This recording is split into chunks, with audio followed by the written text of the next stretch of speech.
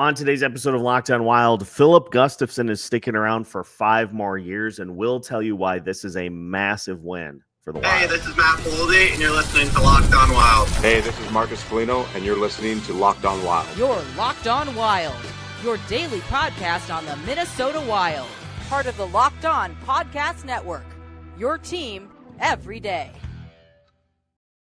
What is happening, everybody? Welcome into another episode of Lockdown Wild, your daily Minnesota Wild podcast. Part of the Lockdown Podcast Network. We are your team each and every day, and we thank you for making Lockdown Wild your first listen each and every day as well. Make sure you subscribe on YouTube and your favorite podcast platforms so you don't miss out on any new episodes throughout the week. Today's episode of Lockdown Wild is brought to you by FanDuel. Download the FanDuel app now by visiting FanDuel.com and win $300 in bonus bets if your first $5 bet wins. On today's episode of Lockdown Wild, Filip Gustavsson is sticking around for 5 more seasons. He signs an extension with the Minnesota Wild.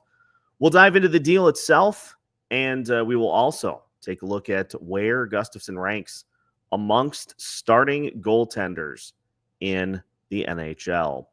My name is Seth Toupal, host of Lockdown Wild, credentialed for the 2025-2026 season, host of Seth on Sports, and we've got another extension to discuss here today as Filip Gustavsson, sticking around with the Minnesota Wild, signs a 5-year, $34 million extension.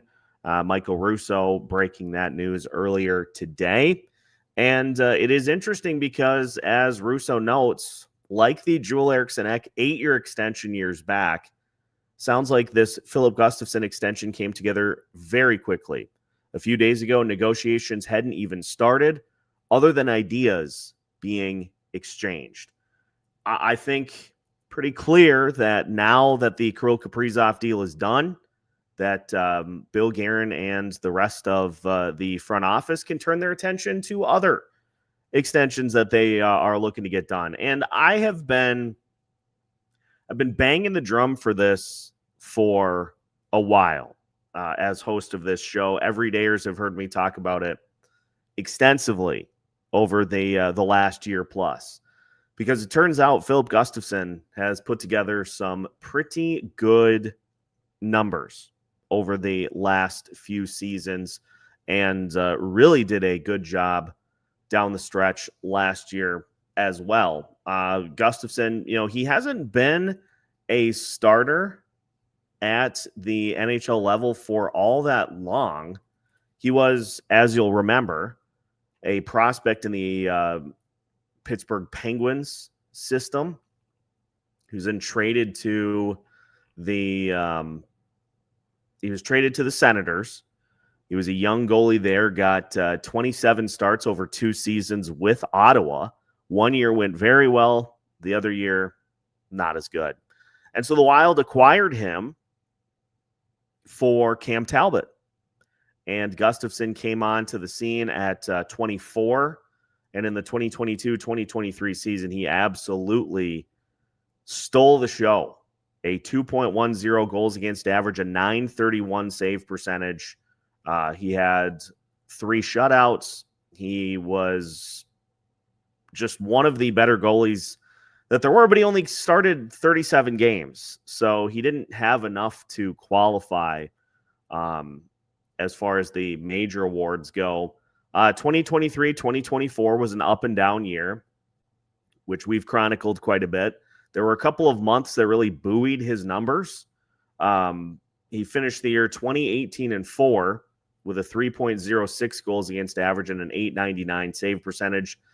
This past year, 31-19-6 in 58 starts. He had a 2.56 goals against average, a .914 save percentage, 5 shutouts, and he had a goalie goal as well. He was a Vezina. He was top 6 in the Vezina. He finished 18th in the Hart Trophy race somehow. I think you don't really expect to see goalies finish in the Hart Trophy. So I know it was just a couple of votes, but still, that was a surprise. But 6th in the Vezina. And he just seems really poised at 26 now that Marc-Andre Fleury has retired. He seems poised to really take over and be the guy for this Minnesota Wild team.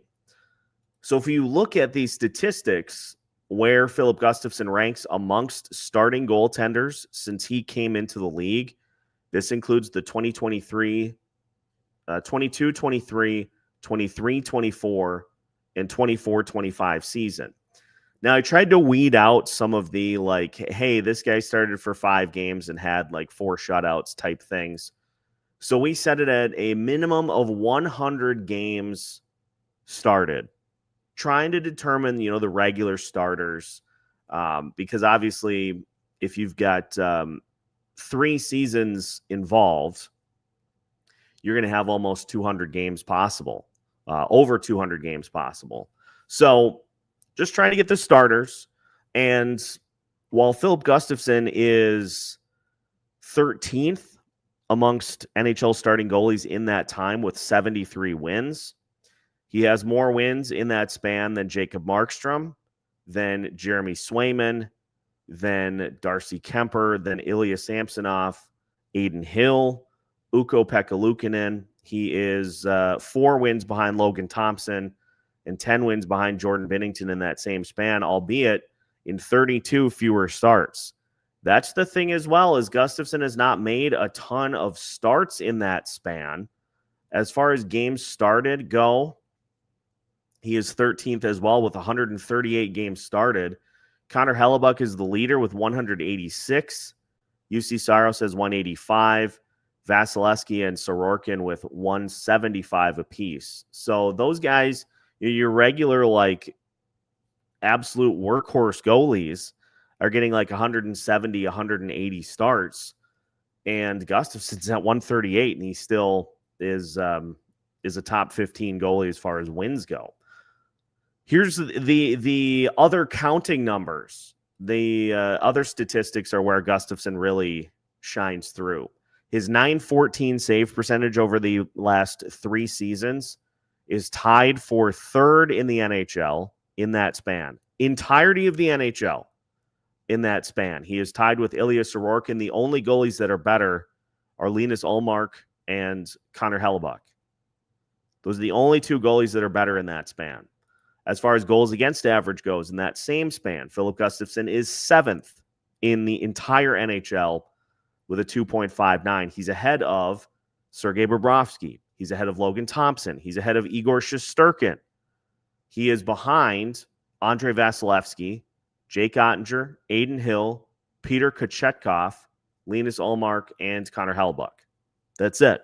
Those are the only goalies that have better statistical numbers than Filip Gustavsson does over the last few seasons. Now let's go to another number that is one that is becoming more and more commonplace to be used when talking about goaltenders. Goals saved above expected. As far as goals saved above expected goes, Filip Gustavsson was 14th this year with 15.3 goals saved above expected. That means if you put an average goaltender in the same position that Filip Gustavsson was in, that average goalie would give up 15 more goals than Gus Bus did. In 2023, 2024, this was the inconsistent season. Filip Gustavsson was below expected as far as goals saved go at negative 4.8. But if we go back to the 22-23 season, he was 7th in the league with 24.2 goals saved above expected. And we're not even talking about some of the playoff accolades that Gustavsson can boast. Think back to that series against Dallas, where he had the 50-plus save Game 1 Steeler, went toe-to-toe with Jake Oettinger in double overtime, and kept the Wild in that game, allowed them to win it by stopping 50-plus Dallas Stars shots. There's no moment for Gustavsson that is too big, and it seems like he just is poised to, as he adds more time, it just seems like he's poised to just continue to get better and better. Now, this past year, as far as goals saved above expected go, Gustavsson was 6th. He, in the one series that the Wild played, he was 2.3 goals saved above expected. And if you go back to 2022, 2023, he was at 2.4 in a single postseason series. So you think about that, he's a great goalie, and this was a nice piece of business by the Minnesota Wild to get him locked up. Now, people may say $6.8 million, that's a lot to give a goalie. Well, I'll tell you next why that's not the case. We'll talk about where Gustafsson's AAV ranks amongst other starters in the NHL. That's on the way as we continue today's episode of Locked on Wilds after this. Today's episode of Locked on Wild is brought to you by FanDuel. The NFL season is here, and FanDuel has an offer you don't want to miss. Right now, new customers can bet just $5 and get $300 in bonus bets if you win. That's right. Pick a bet, put down $5, and if it hits, you'll unlock $300 in bonus bets to use across the app. Minnesota Vikings taking on the Cleveland Browns this weekend. And look, the Vikings are insanely injured. Cleveland is not great. The over-under on this game is abysmal. 36.5 is the over-under. The Vikings still 3.5-point favorites. So if it were me, take that $5 bet on the under 36.5. And when that wins, then you can use the $300 in bonus bets on the team that you think will be heading to the Super Bowl or whichever team you think will win the NFC North. It's that easy. So what are you waiting for? Visit FanDuel.com to download the FanDuel app today and get started. Welcome back to today's episode of Locked on Wild. Once again, we thank you for making Locked on Wild your first listen each and every day. Again, make sure to like and subscribe so you don't miss out on any new episodes throughout the week. The season starts on October 9th, 5 days from today. We will have you covered for that game as well as every game throughout the season. We will be putting out the postcast schedule as well. I'm going to be scheduling out every single postcast that we do. So you'll never be questioning, are we going to have one? Are we not? And I'm just going to tell you right now, with the winter sports schedule the way that it is, we're probably not going to be able to get to every game. But by putting the schedule out, I think that is going to just make it easier for people to plan accordingly. So that's coming up here. I will likely have that done tomorrow while football's going on, but if not, then Monday for sure. So I've seen some people on social media saying just a bad deal. This is too much money for a goaltender, and it's just too much to commit, especially with having Jesper Wallstedt. Like, what are we doing? Well, we're going to talk about Jesper here in a second, but just looking at this deal for Gustavsson. So he's signed through 2031. Interesting note that Michael Russo has mentioned there was a no-move clause added to Gustafsson's current contract. That no-move clause runs until June 30th of 2028. The last 3 years of his new contract, Gustafsson's no move turns into a 15-team no trade. And the immediate first comment after that is mentioned is, I'm so sick of Guerin handing out no movement clauses like candy on Halloween. Well, this is not like, see, this is kind of the thing that I'm trying to correct here. Like, I personally am not a fan of them, but it's not a Minnesota Wild specific thing. Bill Guerin did not invent the no move or no trade clause. And I know some of the other contracts that he has signed, you probably shouldn't have him on those types of deals. But he didn't have one on Freddie Gaudreau's deal. Freddie got traded. If I'm Filip Gustavsson and I know that Jesper Wallstedt is in the system, I would probably ask for one too. Because you just want, if you are going to commit long-term to a team, you don't want the team to turn around and then trade you. And, it's, again, these are not like, it's not a set in stone, can't move. It just means that Bill Guerin has to get approval from said player to move them. So that was added in. But as far as the AAV goes, the Wild held a firm line. They were not going to go above 7, according to Russo. So they said, well, we're not going to go any higher than 7. Gustavsson wanted to get this done. He wanted to stay here, and the deal gets done. And as far as AAV goes for goalies, you think about all those statistics that we just mentioned. Gustafsson's AAV currently slots him just above Lukas Dostal for 11th in the league. Goalies with higher AAVs include Dustin Wolf at 7.5, UC Saros at 7.74, Linus Ullmark, Jeremy Swayman, Ilya Sorokin, and Jake Oettinger at 8.25, Connor Hellebuyck, Thatcher Demko both at 8.5, Andre Vasilevsky at 9.5, and Igor Shesterkin at $11.5 million for a single goaltender. And with Jesper factored in, the Minnesota Wild will be paying goalies $9 million next season. And depending on what happens with Jesper, 6.8 for Gus through 2031.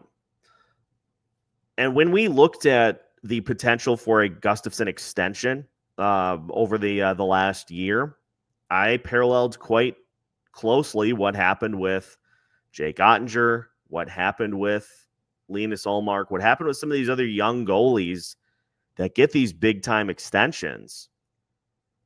And it's the fact that the Wild were able to get him below 7 when it seems like the going rate for a good goalie is 8, 8.5.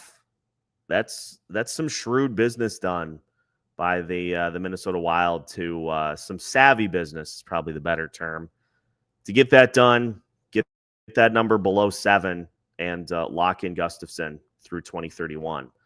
Now, if we look at the books for 2027, 2028, here are the players that will be on contracts at that point. Kirill Kaprizov, Matt Boldy, Joel Eriksson-Ek, and Marco Rossi. Marcus Foligno will be in the final year of his deal. Yakov Trenyan will be in the final year of his deal. Danil Yurov will be in the final year of his ELC. By the way, we're going to talk about Danil Yurov with Alex. Kid is showing some nice improvement as training camp has gone on. He's starting to get it, which is exciting. Liam Ogren is a restricted free agent at that point, so he may be signed to a new deal at that point or working on one. Marcus Johansson will be a full year removed from the roster by that point. Brock Faber, Jared Spurgeon will be an unrestricted free agent. Jonas Brodin will be in the final year of his deal. Jake Middleton will have 2 years remaining at that point. So you're going to have a lot of roster flexibility. You're going to have a lot of different things that you can do to this roster with just a handful of players on it. So the Wild are maintaining the ability to, add pieces. And as the cap goes up, the prices of said players just continue to rise. The Wild will be sitting in 2027, 2028. They'll be sitting with a projected $43.48 million in cap space. And if you want to go ahead, even assuming no rise in cap in 2028, 2029, which I would assume that there will be a raise, the Wild will have $62.9 million in cap space. So these deals are going to continue to come off the books, and the Wild will either fill with young players or they'll fill other ways. What does this deal mean for Gustavsson? Or for Jesper? What does this deal mean for Jesper Wallstedt and his future? Well, short answer, I don't think it means a lot, but we're going to finish today's episode of Locked On Wild after this.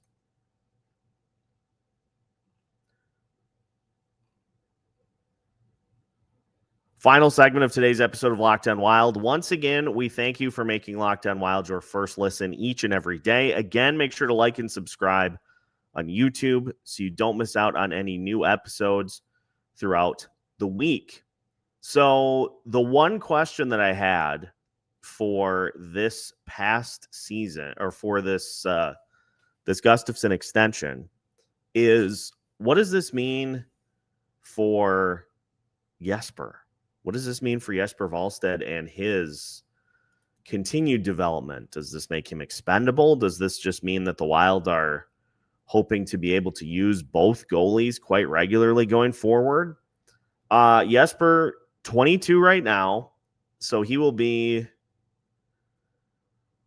24 by the time his ELC is up, or actually not even an ELC, by the time his extension is done.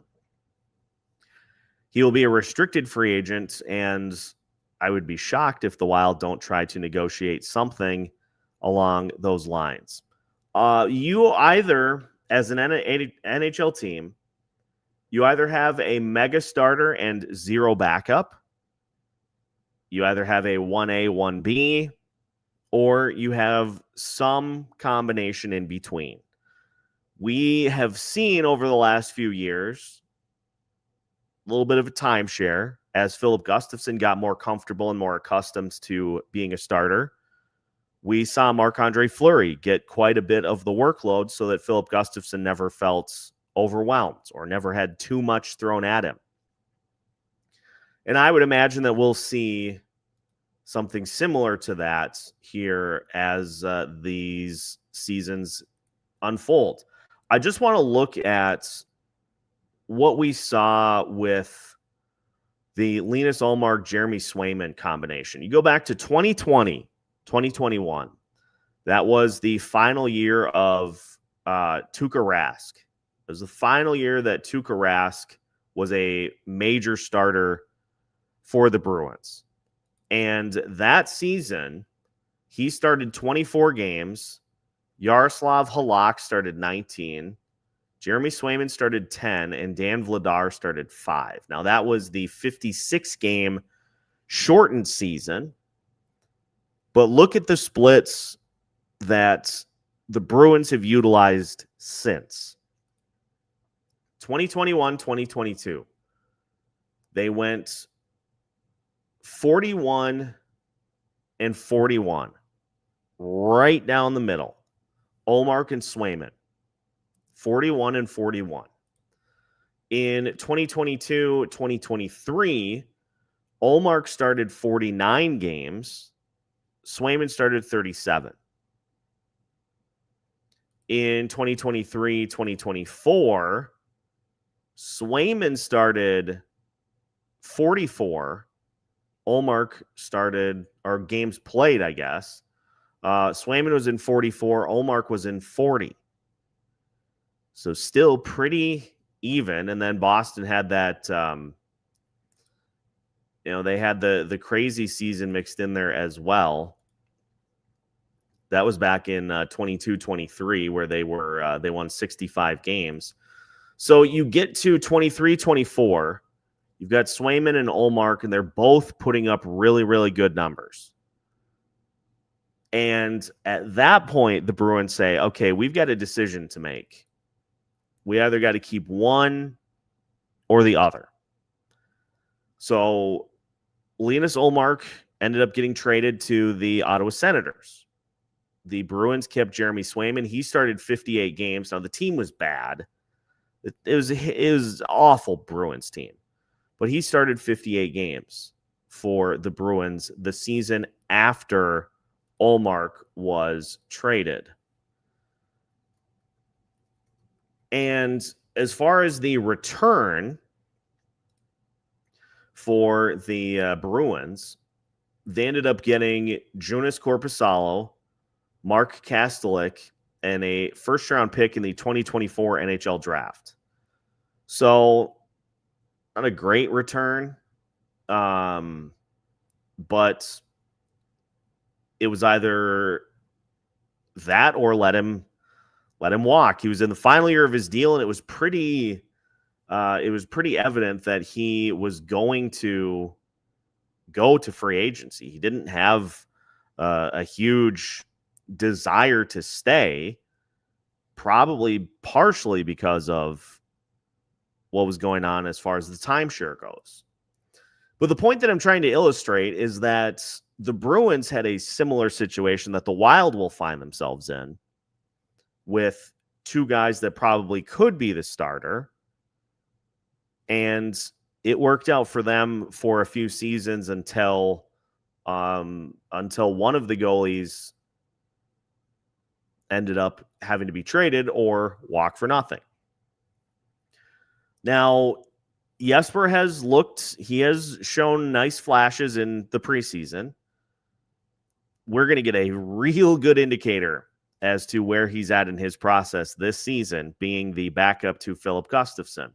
I would imagine this year we will see Gustavsson get somewhere around 55 to 58, somewhere in that range for starts.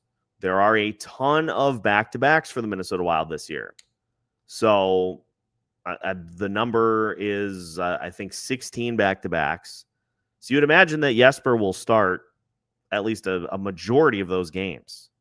So right off the bat, that leaves you 66 to split up however you see fit. I would imagine it'll be high 50s for Gus.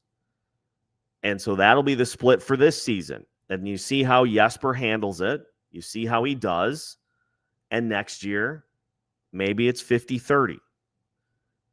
But the Minnesota Wilds are banking on the assurance that Filip Gustavsson will be able to handle a bulk of the workload while Jesper gets used to playing at the NHL level. And if Jesper gets to the point over the next 2 years where he looks like he's really got the sauce, then that is a conversation that you have ahead of or during the 2027-2028 season. And again, I know Filip Gustavsson at that point will have a no movement clause,